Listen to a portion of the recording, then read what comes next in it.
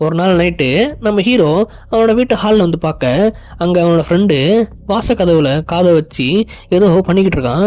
டேய், அந்த கதவுல காதை வச்சு என்னடா பண்ணுற அப்படின்னு சொல்லிட்டு அவன் கேட்க, அதுக்கு அவன் கம்முன்னு இரு, நான் இவனோட ரகசியத்தை கேட்டுக்கிட்டு இருக்கான்னு. யாரா அதுன்னு சொல்லி கேட்க, இவன் எனக்கு நிறைய ரகசியம் சொல்கிறான்னு சொல்லியிருக்கா, அதனால தான் நான் காது வச்சு கேட்டுட்டு இருக்கேன் நான்.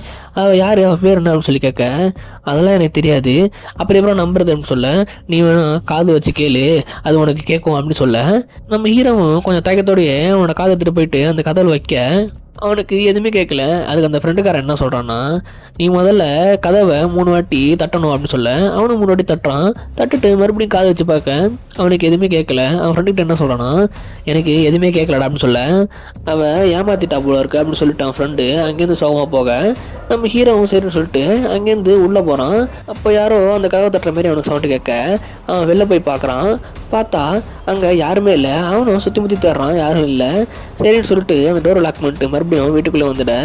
இப்போது டக்குன்னு மறுபடியும் 3 வாட்டி சவுண்டு கேட்க அவன் பயந்துக்கிட்டே இந்த வாட்டி கொஞ்சம் கொஞ்சமாக அந்த டோரை நோக்கி போக, டக்குன்னு சைடில் ஒரு வித்தியாசமான குணமான போய் அவனை நோக்கி ஓடி வர.